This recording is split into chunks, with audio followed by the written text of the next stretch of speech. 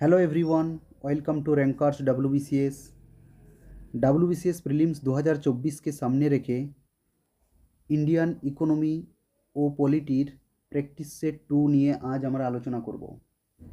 তো চলো শুরু করা যাক। আজকের প্রথম প্রশ্ন, consider the following statement about preamble which are correct. প্রস্তাবনা সম্পর্কে নিচের কোনগুলি সঠিক? একে দেওয়া আছে it is enforceable in a court of law. দুইয়ে দেওয়া আছে it can be amended under article 368, it is a part of constitution. তাহলে আমরা দেখতে পাচ্ছি প্রিএম্বল বা প্রস্তাবনা আইনগতভাবে প্রয়োগযোগ্য নয়, অর্থাৎ সংবিধানের প্রস্তাবনা অনুযায়ী আপনি সরাসরি আদালতে গিয়ে অধিকার দাবি করতে পারেন না।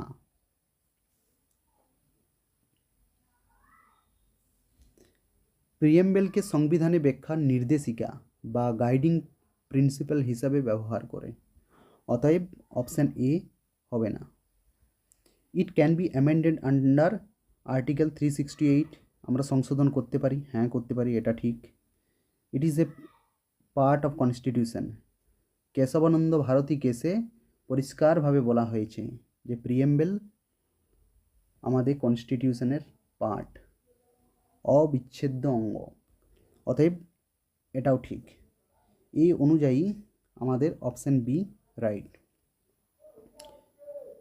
Question number 2, which of the following provision can not be suspended during national emergency.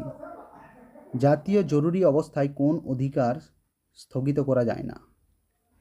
একে আর্টিকেল 20, দুই article 21, article 19।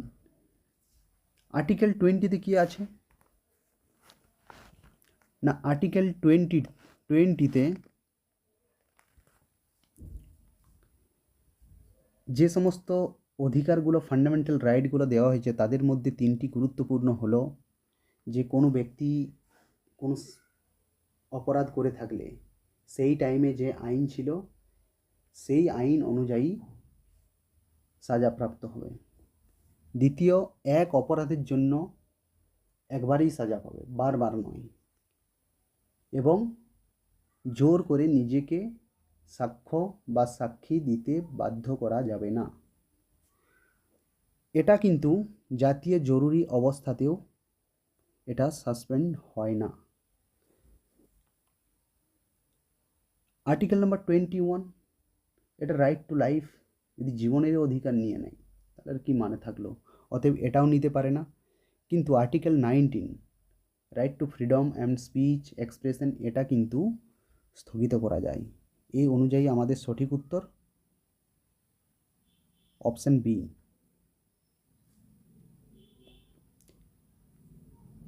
Next question number 3, the doctrine of basic structure was evolved in.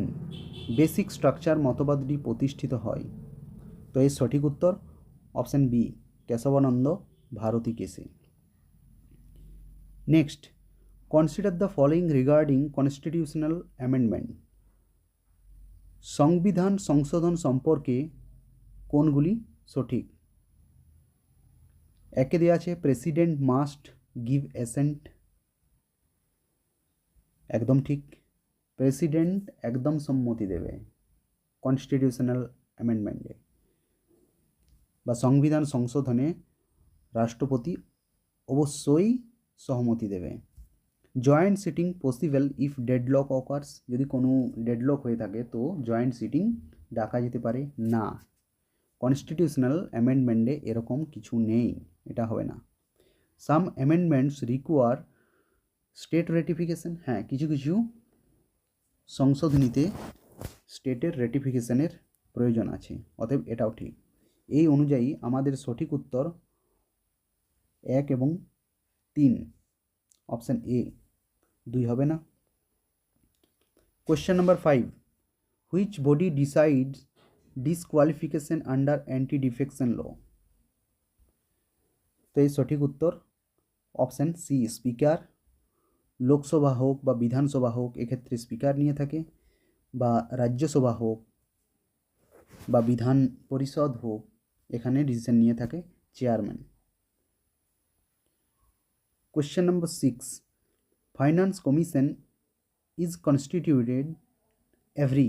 Finance commission গঠিত হয় প্রতি 5 বছর অন্তর অন্তর। অতএব সঠিক উত্তর option C.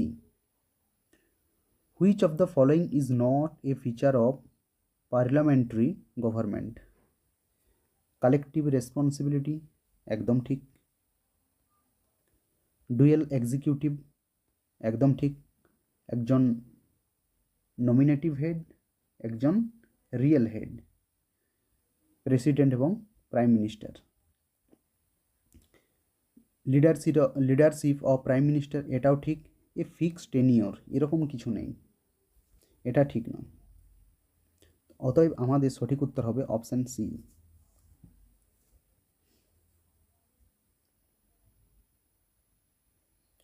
Question number 8, attorney general সম্পর্কে কোনটি ঠিক? একে দেওয়া আছে attorney general has right to speak in parliament, একদম ঠিক। অ্যাটর্নি জেনারেল পার্লামেন্টে গিয়ে ডিসকাশনে পার্টিসিপেট করতে পারে। He can vote in parliament, না, ও মেম্বার নয়, এই জন্য ভোটিংয়ে পার্টিসিপেট করতে পারে না। অতএব এ অনুযায়ী আমাদের সঠিক উত্তর অনলি 1, এ সঠিক উত্তর। Question number 9, which article provides for president rule. তো এর সঠিক উত্তর president rule 356, national emergency 352, financial emergency 360। Which schedule deals with tribal areas in Assam, Meghalaya, Tripura, Mizoram. তো এর সঠিক উত্তর option B 6 schedule. Question number 11-এ আছে concurrent list subjects are mention in. Concurrent list কোথায় আছে, কোন শিডিউলে আছে? তো এই সঠিক উত্তর অপশান বি 7 নম্বর শিডিউলে আছে, শিডিউল 7-এ।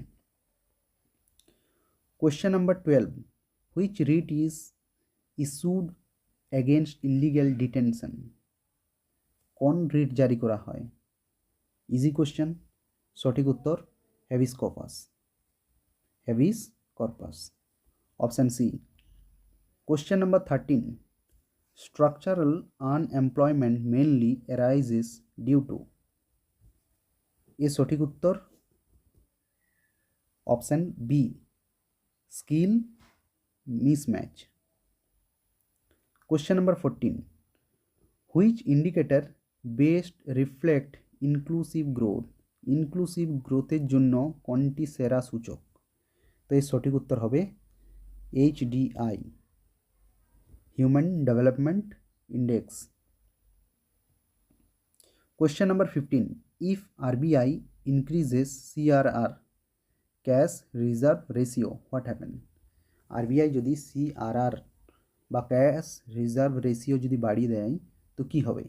লিকুইডিটি ডিক্রিজেস, তারল্যতা কমে যাবে, landing capacity reduces, landing capacity কম হয়ে যাবে, না ইনফ্লেশনারি প্রেসার রিডিউস, মুদ্রাস্ফীতি চাপ কমে যাবে। তো এর সঠিক উত্তর তিনটেই ঠিক।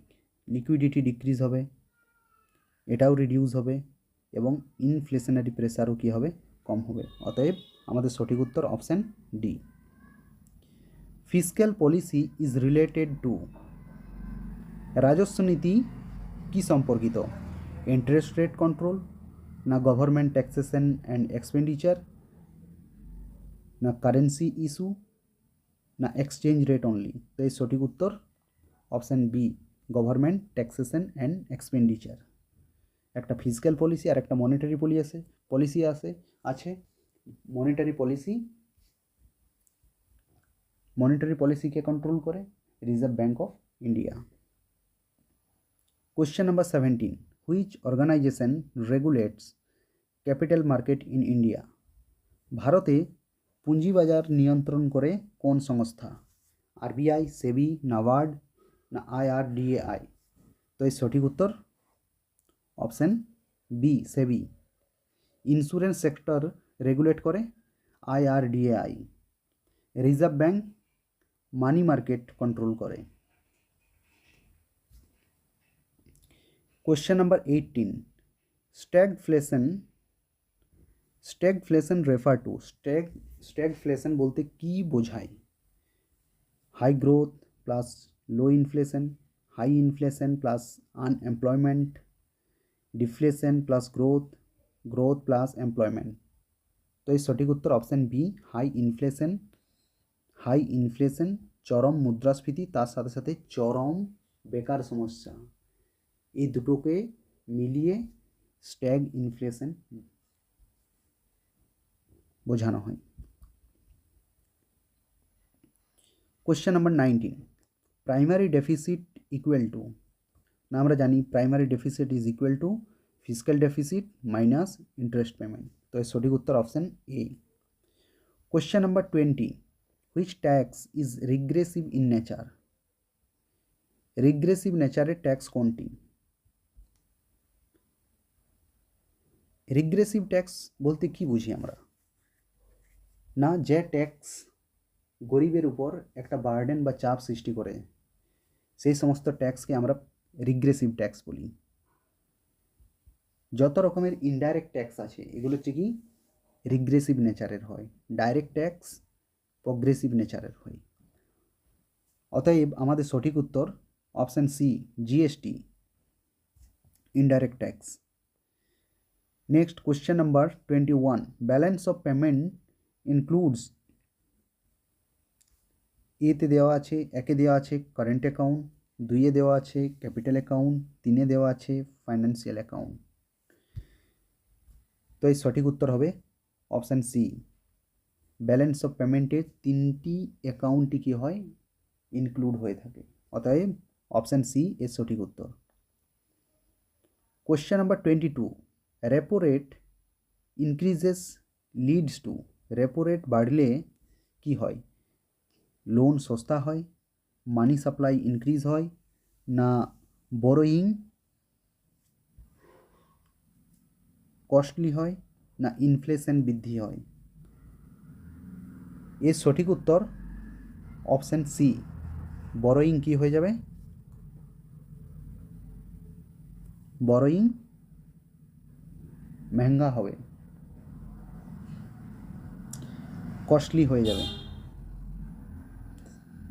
Question number 23, green GDP adjust GDP by considering. Green GDP বলতে আমরা কি বুঝি? না জিডিপির সাথে এনভায়রনমেন্ট যে আমাদের ডিগ্রেড হয়েছে বা এনভায়রনমেন্ট যে কস্ট আছে ওটাকে মাইনাস করলে আমরা গ্রিন জিডিপি পাই। অতএব এর সঠিক উত্তর option B, environment cost. Question number 24, which institution publishes monetary policy report in India.